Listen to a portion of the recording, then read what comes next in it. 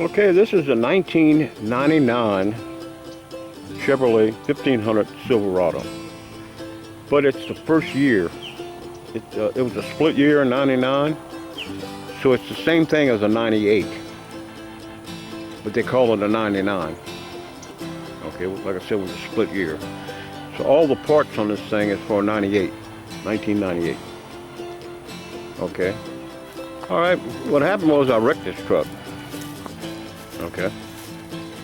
And they ended up totaling the truck. Now, the truck is not totaled, but the reason it's totaled is the airbags. Both airbags went off. Okay. And, show you. Both airbags. So that totaled it.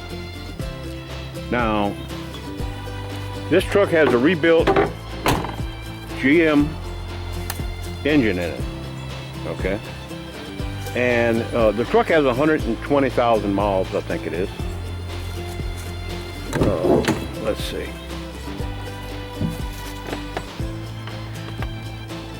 Let's see if we can we read it? It has 131,000 miles on it. Okay. 131,000 miles. But that's not on the engine, that's on the drivetrain. Okay. The engine had burned up in this truck. And it was knocking real bad. And I had a warranty with GM. So I brought it back to GM and they put a brand new rebuilt motor rebuilt by GM to specs. It's a 5.7 liter. So then I put a few miles on it before I wrecked it. Okay. So this truck actually has 57, the motor I should say, the engine has 57,557 miles. Okay, so that's like a brand new motor. All right. And the drivetrain would have 130,000, which would be the transmission and the rest of it. Okay, this door doesn't open anymore because of the wreck. Now, I have a salvage title on this truck. Now the problem with that is you can't insure it, you can't do anything with it with a salvage title.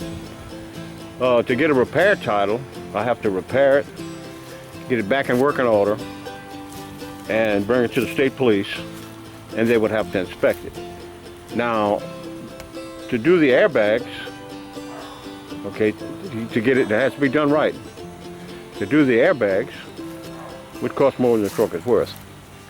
So I had made a deal with the insurance company that I could keep this truck.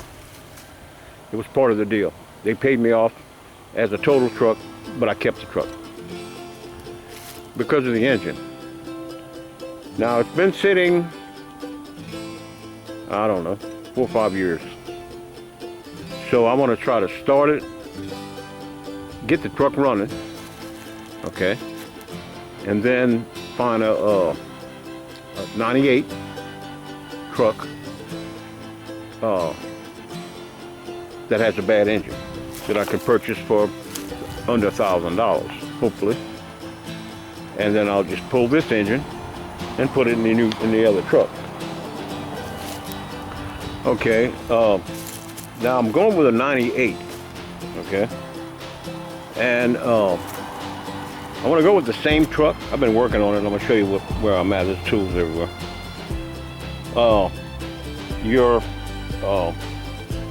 The problem you run into if you try to go with a different engine, a truck that had a different engine in it, okay, is the PCM, okay, or ECU.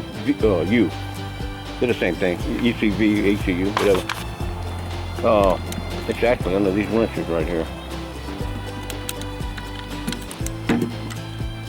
Okay. This is it right here.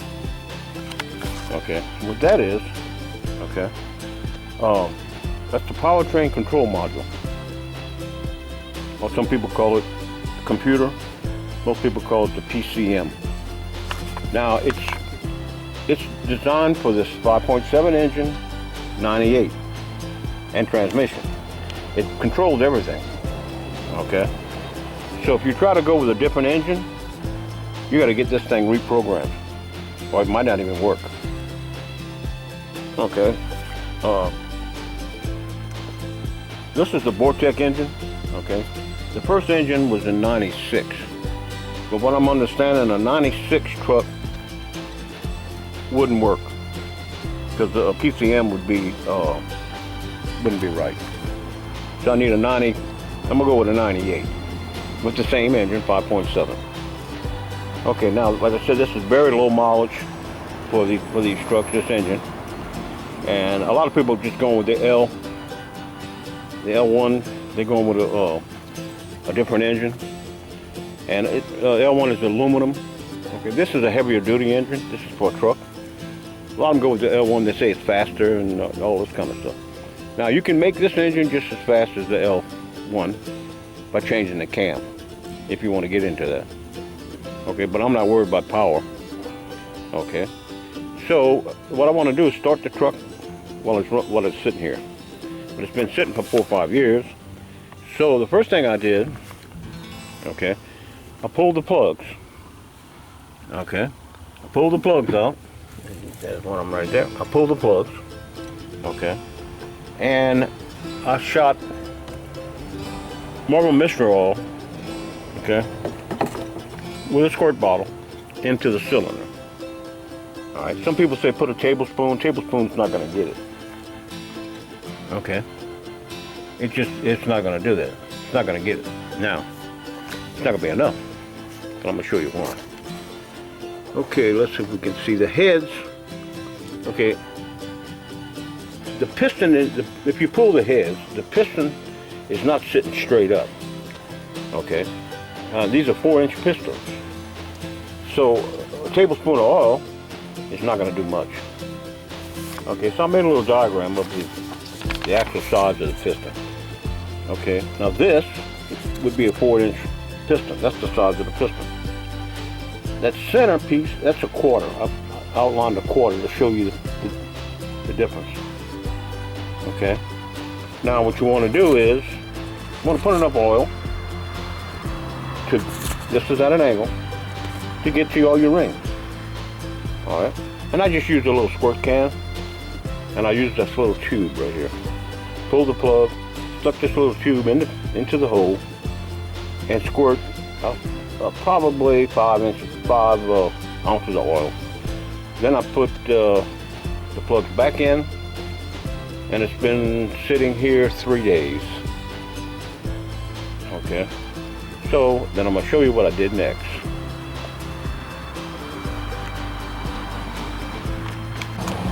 Okay, something else I want to say about the repair title. Once you get a repair title issued, if you can get it issued, you're not going to be able to get a full title. And I talked to the insurance company and I checked around. All insurance companies want 20 to 30% more because you have a repair title, even though it's passed the inspection by the state police. Okay. So as much as I really love this truck and I like driving this truck, I'm going to get another one and with a clear title. Okay. Now back where we were, we pulled the plugs and we got this little hose here, put down in the hole. Okay. And I sprayed regular WD-40 in it. Okay. Then I took a squirt can like this. Well, this actual squirt can, and I put about 3/4 of the can. I squirted 50 squirts in each cylinder, and of Marble Mystery Oil. I love Marble Mystery Oil. I use it for everything. And Marble Mystery Oil is actually good for, well, they'll tell you it's good for seized up engines. So I don't know if the engine's seized. I didn't try to turn it over. But what I did, like I said, I did that first, and that's been 3 days ago. It's been sitting there. Okay. So I've got enough to. I think that's enough to get the piston. Remember, the piston's at an angle, so we can get rings. We can get Marble Mystery Oil to go down into the rings and free them up. If they're if they're frozen. Okay, back here. I disconnected the belt. All right, and the reason is this is frozen. The alternator is frozen. Okay. I got another video. I'm gonna make another video on just on repairing the alternator once it's frozen, which is it's not hard to do if I can do it on this one. Okay. Instead of just changing out the alternator, I'm gonna repair it. Free it up is actually what I'm gonna do. Okay, back to where we are. Okay, I put the plugs back in, and I put the plugs hand tight, and I didn't go very far into the cylinders. Okay, and of course this side all this was removed. This is just sitting there because I got in there and I got to the plug. These plugs are actually easier to get to than the plugs on this side. And I used my little flashlight. Okay, I just took a little flashlight and a mirror. I got a little mirror around here somewhere. Yeah, right here. The mirror to make sure the hose was in the spark plug hole, and to see what I was doing. So I did that, and I let them sit, like I said, 3 days. All right, now come back this morning. Get this stuff out of the way. Okay, what I did,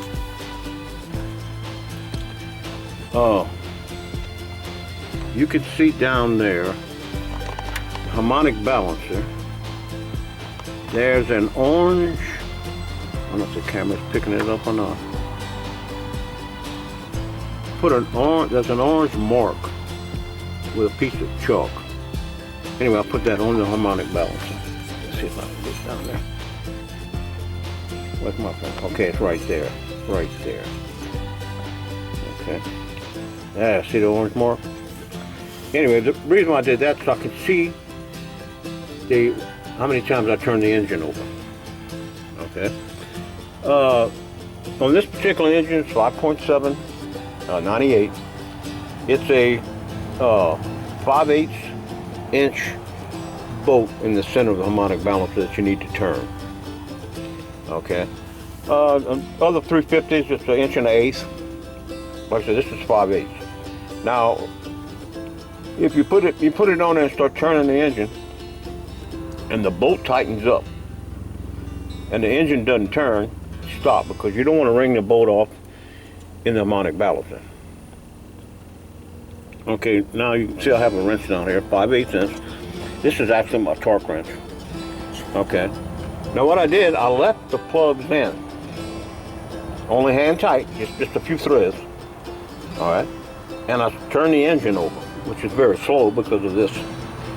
Okay, I left the plugs in. Now if I was going to try to do it with the starter and I didn't turn the engine by hand, I would definitely pull all the plugs out, which I'm going to do anyway, to blow all the oil out.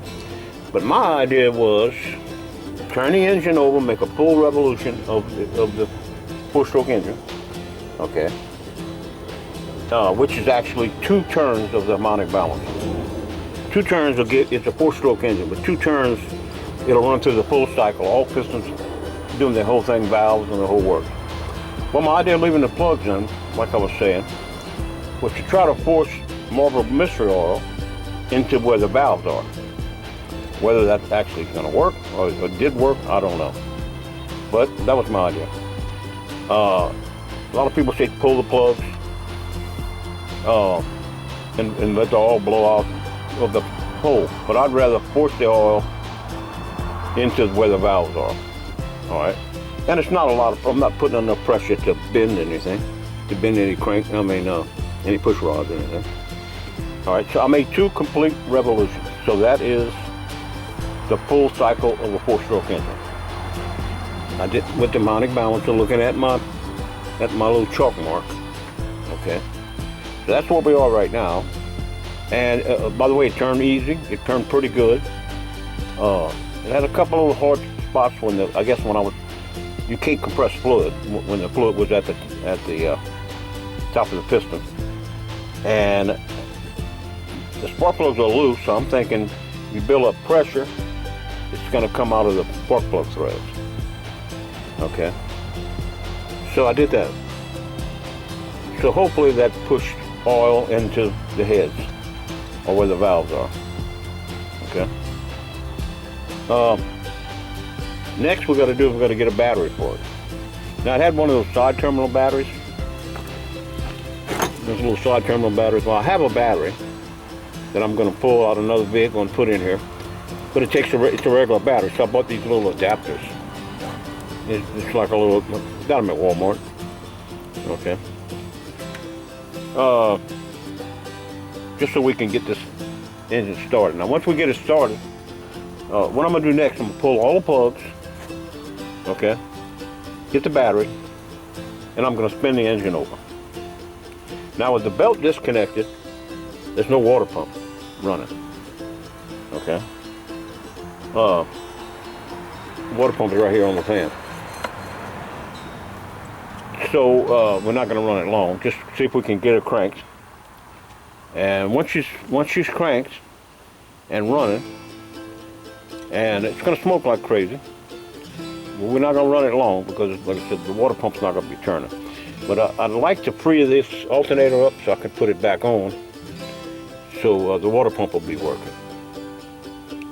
Okay, so that's where we are. So the next thing we're going to do is, I'm going to actually let it soak, let the Marble Mist Roll soak a little more.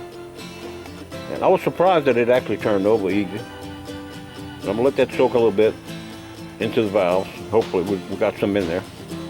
And I'm gonna go get that battery, put the battery in, pull all the plugs, and we're gonna spin it over and blow the Marble Mist Roll out of the spark plug holes, off the cylinders. So that's where we are now. So let me go get a battery. We're going to work on that.